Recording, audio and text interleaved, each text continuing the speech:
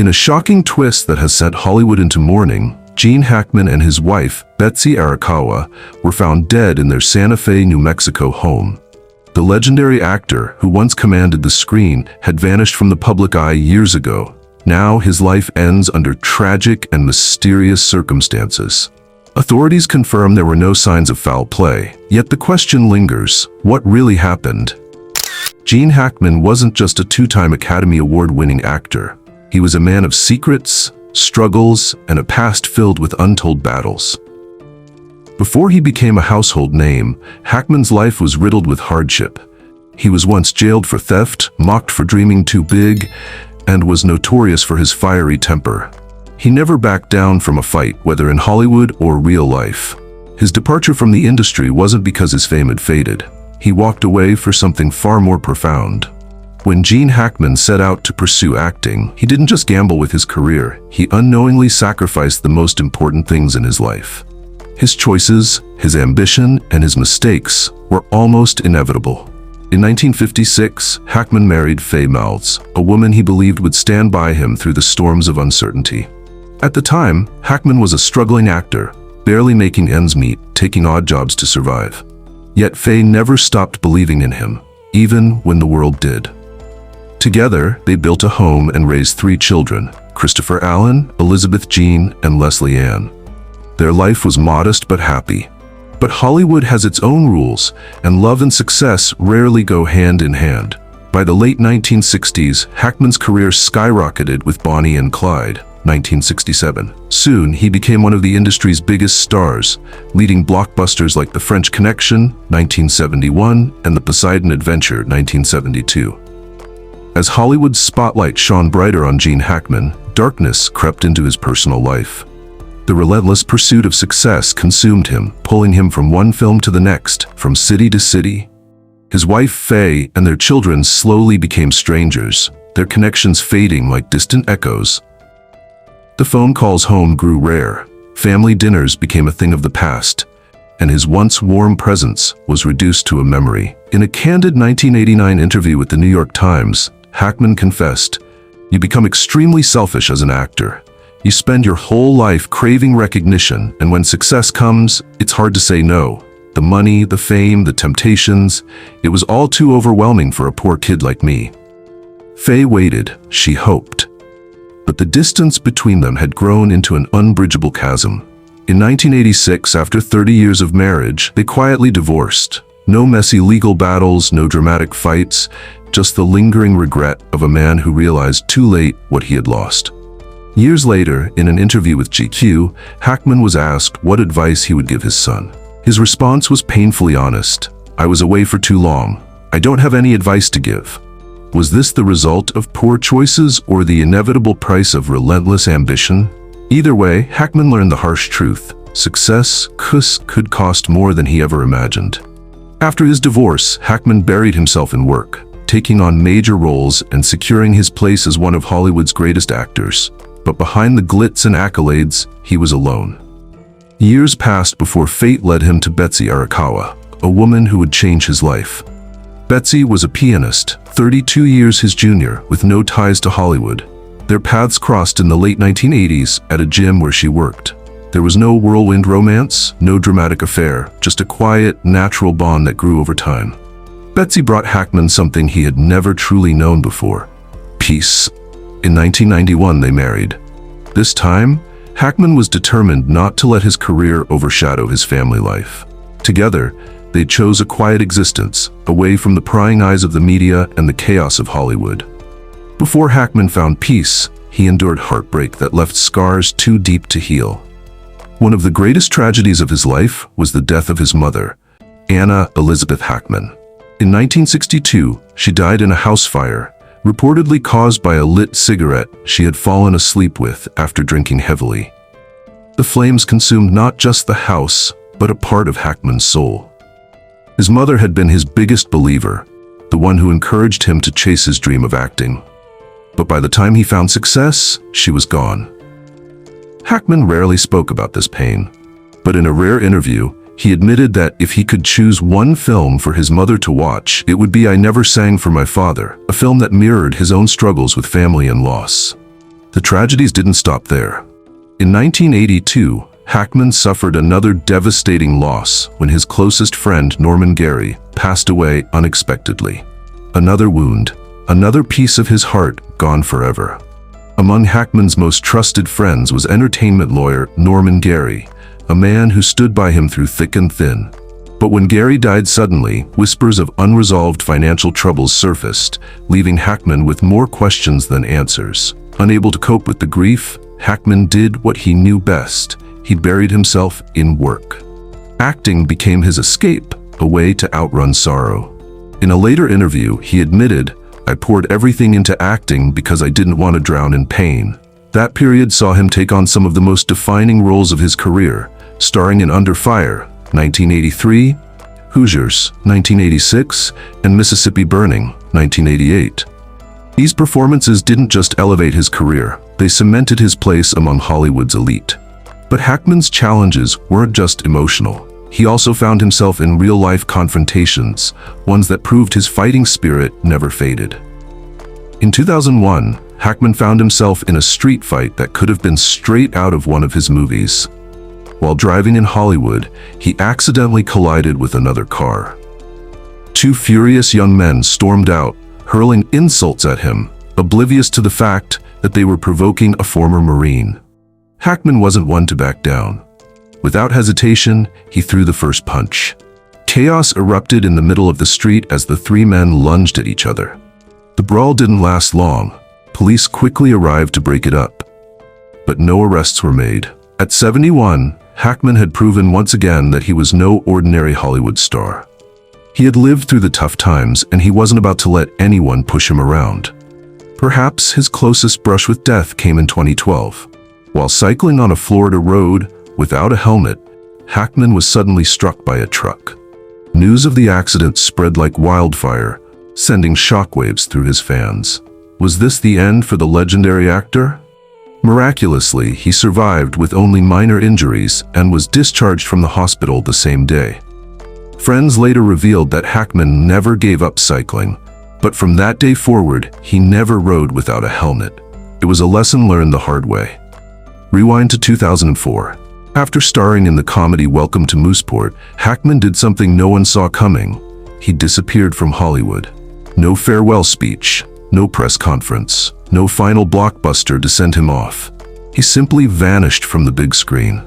At first, people assumed he was taking a short break. But as the years passed, it became clear Gene Hackman was done. Theories began swirling. Was it because Welcome to Mooseport was a box office flop, earning only $14 million against a $30 million budget? Was he disillusioned with uninspiring scripts? Or was he simply exhausted from a career that had taken so much from him? The truth was far more complex. By the 1990s, Gene Hackman had begun to realize that his body was no longer keeping up with his relentless career. In 1990, a severe arterial blockage sent him rushing to the hospital, where doctors discovered his heart condition was critical. He underwent an emergency angioplasty, just in time. Had he arrived a few hours later, he might not have survived. The surgery forced Hackman to adopt a healthier lifestyle, but he refused to slow down. For over a decade, he continued acting, delivering powerful performances that cemented his legacy. However, by the early 2000s, the strain of long filming hours, intense scenes, and constant travel started taking its toll. Fatigue crept in, and Hackman knew the industry's grueling pace was no longer sustainable. In an interview with Empire magazine, he admitted that he no longer had the energy for acting. His doctors advised him to avoid unnecessary stress, and for Hackman, there was only one way to approach anything: by giving it 100%. If he couldn't do that, he wouldn't do it at all. But health wasn't the only reason Hackman stepped away. He had never been enamored with Hollywood's glitz and spectacle. He disliked award ceremonies, loathed the forced friendliness of press interviews, and had no interest in living under the constant gaze of the public. "I trained to be an actor, not a star," he once said. To him, Hollywood was a relentless machine, and after more than 40 years, he felt he had given enough. So, he walked away. No farewell tour, no grand send-off. He simply stopped showing up. No red carpets, no film-related events, no acting offers entertained. Directors continued to reach out, hoping for a comeback, but Hackman declined every single one. In a rare public appearance in 2008, when asked if he'd ever return to acting, he replied with a simple no. He jokingly added that if there were ever a truly great script, he'd consider it, on one condition.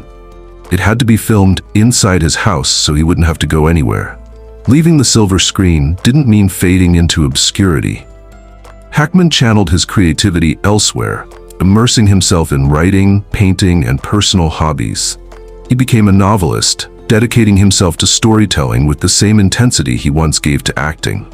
He published 5 novels, mostly historical fiction and crime thrillers, including Justice for None, 2004, and Pursuit, 2013. Writing allowed him to remain creative while avoiding the public spotlight. Though he had left Hollywood behind, Hackman still found ways to contribute.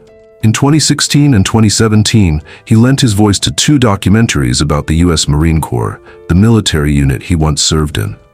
For him, it wasn't just a job, it was a tribute to his past. He also found solace in painting, though he never showcased his work. "I don't want anyone to see my paintings. It's private," he once said. Unlike Hollywood, where everything was up for public consumption, painting was something just for him, a place of peace away from the industry's chaos. Beyond his film career, Hackman had another passion: racing.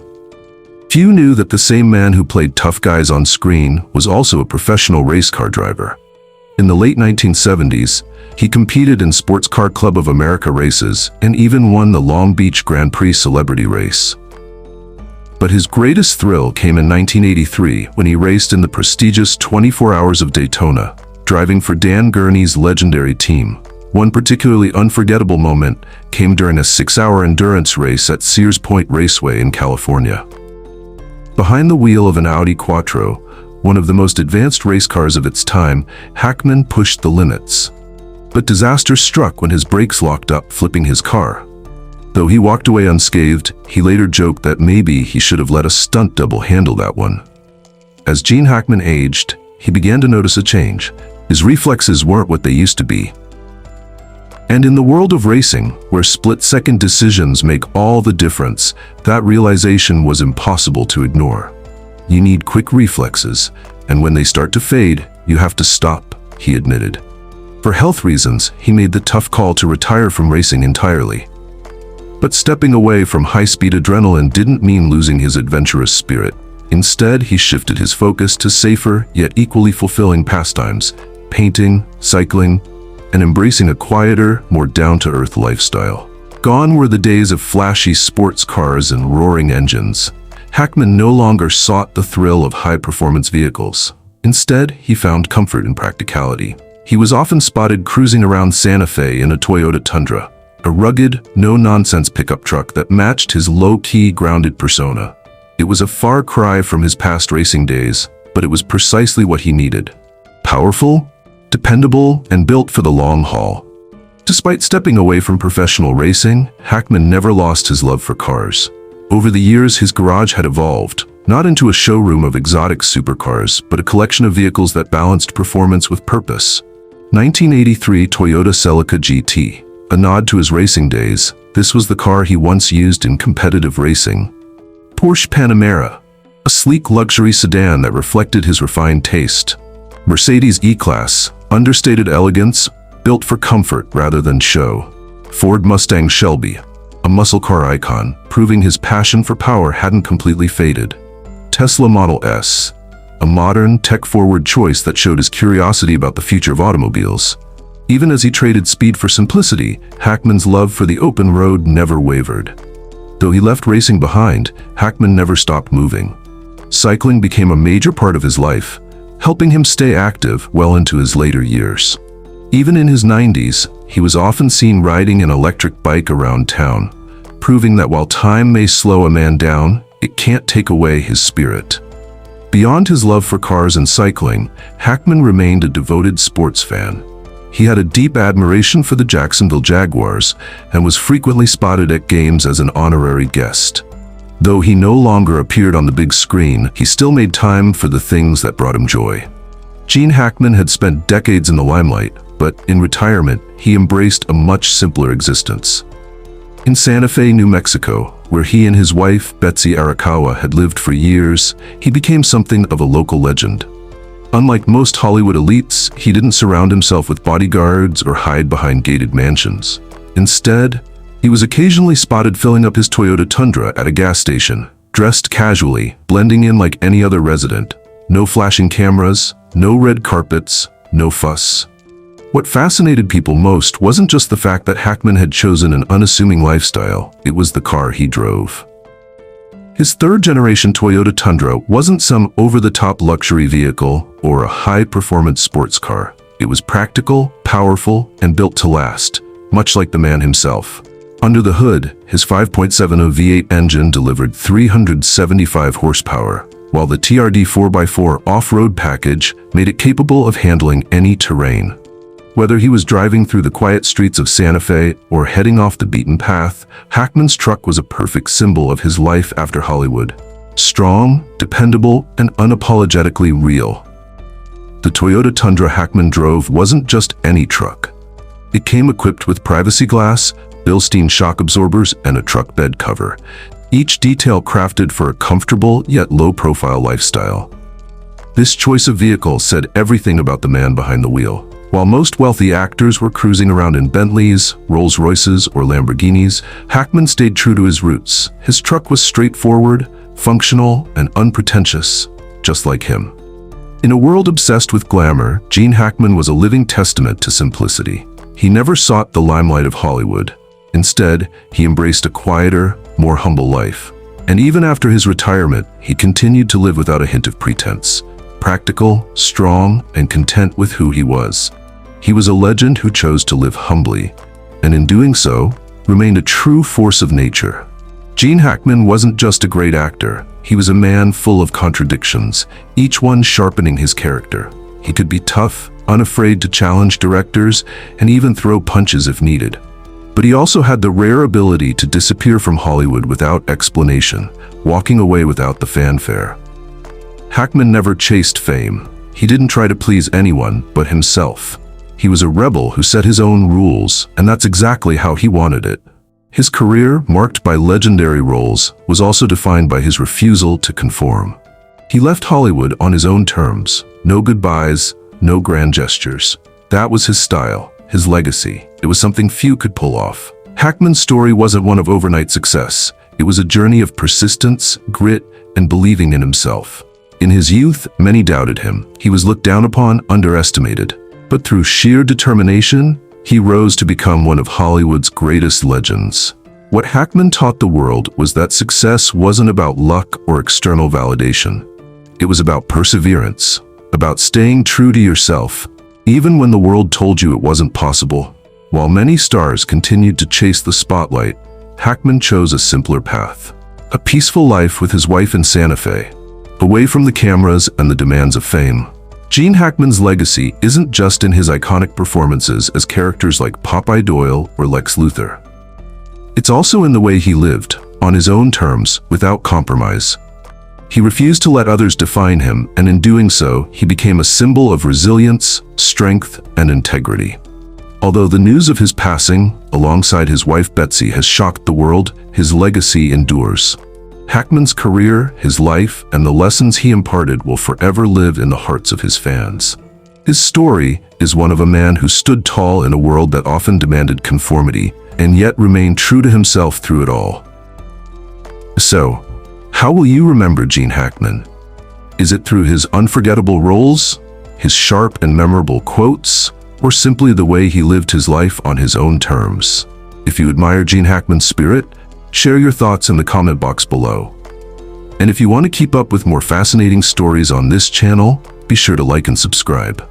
See you in the next video.